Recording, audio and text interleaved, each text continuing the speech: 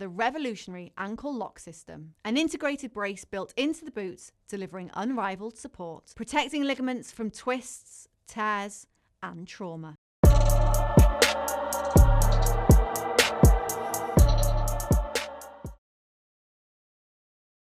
Matt Lenihan for Boxing Social in association with Empire Fight Store and R Kings. We're here with CEO of BKB, David Tetreault. Have I pronounced that right? Tetreault. David Tetreault. Not bad. Fantastic. 9 out of 10 for the first one. 9 out of 10. Look, I mean, it's been an interesting day for me. I feel like it's a back to school day. Interesting press conference, but you've managed to get a big coup in Pauli Malignaggi. He's coming here in Leeds to face one of the veterans of the game in Goodjohn. How excited are you for this stacked card here in Leeds for Saturday night? Oh, I mean, we are so excited for it. I mean, that's why we're pulling out the stops here. We did our version of a really killer press conference. It went over very well. And I wanted both of the fighters to tell their story before the fight. And I think they managed to do an incredible job at that. You know, Mike, when he was planning this fight, Mike Vasquez, who's our chairman and our owner, it was prior to me even joining the company because I came along in just May of this year. He pitched this fight to me and I said, now we're talking. That's what we're looking for. We need a star from the sport of boxing to come in, show the world what this is all about. It's going to bring more eyeballs in. It's going to bring more boxing fans in that may not have kind of crossed over the hump into bare knuckle. We're looking forward to it. It's going to be a great fight. Do you think with the introduction of Pauli, regardless of what happens on Saturday, you think that's going to open the doors and you're going to see not maybe former fighters, but maybe fighters who are in that sort of no man's land? I mean, Tyler's a perfect example of that. Yeah. Boxing sounds like did him wrong.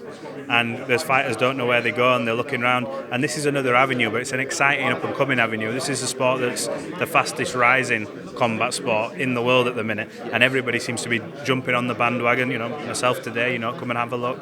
Is that going to open the door for these other people? Oh, we absolutely think it's going to. And one of the things that I can note, kind of the differentiation between the fighters in the U.S. versus the fighters in the U.K., we've already brought in the UK, with our roster of about 120 fighters, the majority of those fighters are boxers. You know, and I think it goes into the roots of the UK being, you know, more of a fighting culture, just like Mexico is a very fighting culture. You know, from a boxing perspective, but overall, they're already there. You know what I mean? The boxers are already there here in the UK. In the US, with MMA, UFC in particular, there are other avenues for the fighters, but now they're starting to see the light. And like you said, bare knuckle boxing is the most exciting sport in the world. It's the fastest growing sport in the world. And we are seeing a lot of interest from boxers, young boxers that want to come in and they want to take the gloves off, get in that ungloved environment and go at it. One of the things that struck me from the press conference, which was it was a nice variation from your traditional boxing press conference. Yes. We had Gareth to the right, getting maybe more one-on-one stuff, and then with a mixture of a conversation. There was a talk about, you use the word gamify quite a lot, and in boxing now they've moved into AI judging and they've trialed it.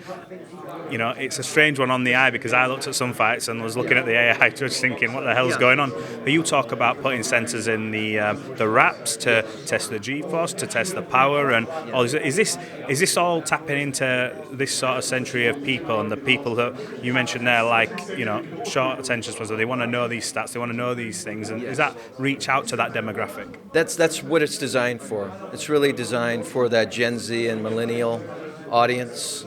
And that's the same audience that gravitated so much towards UFC and what Dana White built, right? And when you look at boxing overall, it's aged out, right? And they're finding ways and they're struggling to kind of keep that audience there. They're reliant on a lot of stars in boxing. So the Usyks of the world, the Canelos of the world, the Ryan Garcias of the world. Those are the bread and butter of boxing that keep people excited. You know, look at, you know, Eubanks Jr. and Ben going back at it so quickly. They're doing that because that sparked attention, that brought people into this. What we're doing is we're really connecting with that Gen Z audience. Boxing's struggling to, they have to do it through star power. We're doing it with our sport. And when we gamify it, we're playing into the roles that they like, that they appreciate. They're very player-centric, right? Whether it's in football, basketball, baseball in the U.S., they play all of these fantasy sports, and they get all of the stats. Everything is so stat-based. So the partnership that we're embarking on with the network I can't say of just at the moment, we're going to gamify the sport. It's going to be more about the fan being able to see how the fighter is taking on damage during the fight. There will be a power bar at the top of the screen that's showing that. In between rounds, we'll be encouraging prop bets and different things like that. So it plays into the way that the Gen Z and the millennials like to consume their media. How sort of far in your head do you look at this sort of company? And look, I've read the history. Obviously, you've been a part of many different companies, so you'll know what success is. You'll see the pitfalls. Yes.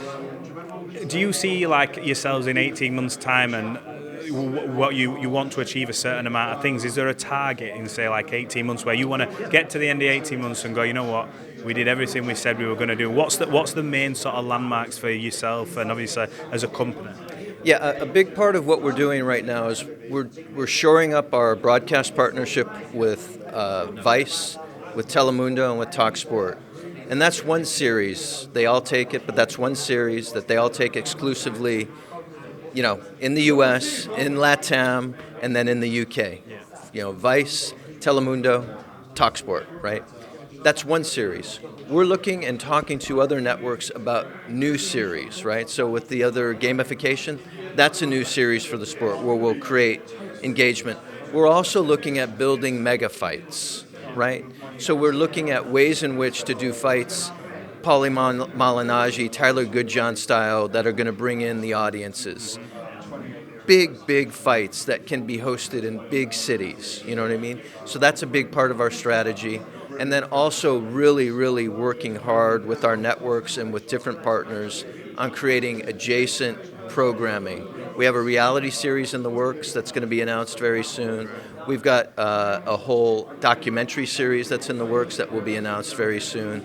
All of these things are part and parcel to us not only having a fight promotion, but having a sports and media and entertainment company all wrapped into one. Let me ask you, I asked, who did I ask about this earlier? Might have been Gareth. I asked him, obviously we're in the boxing realm quite often, we've got press conferences here and there, and we said, who would you want to see crossover? We've seen Pauli do it. Is there anyone who you look at and go, we'd love to see him over here? Whether it be possible or not, I don't know, but do you look and go, you know what, I'd love to see you in bare knuckle, you versus him, or a boxer versus an established bare knuckle like we have. Is there any names that spring to mind when you look at it? I'll be honest with you, and we've had some discussions, and it might blow your mind. We've had discussions with Usyk. We have had discussions with Usyk. Now, who the opponent would be, we haven't kind of been there. Yeah. But that's somebody that would be transformational to the sport. And with all that he's already done in boxing, it's like, why not do this? Why not do it with the skills? But we've had those conversations. He's one that we would be eyeing. There are others that we're talking to, and if I was to say it right now, I'd spoil it. Well, when you look at what he's achieved in boxing as well, Yes. He has nothing else to achieve or prove. He's there for maybe the love of it, or if he wants to. He's made his money, but for this would be a new challenge. And I've seen him before, and I've seen him say to, I think it was a member of Daniel's Dubois team, he says, when's this fight? My guys, your guys will go to the street. It probably does appeal to him, this guy. Exactly. And we know that. I was at that fight. I was at his fight against Dubois. I remember when he said that.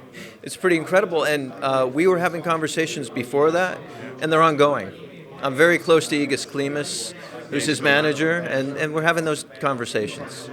Well, look, I appreciate you joining us on Boxing Social for the first time. It definitely won't be the last. We look forward to being present there on Saturday at the first one for us. And yeah, we'll catch up again very soon. I appreciate it. Well, thank you very much, and we really appreciate it as well. The revolutionary ankle lock system, an integrated brace built into the boots, delivering unrivaled support, protecting ligaments from twists, tears, and trauma.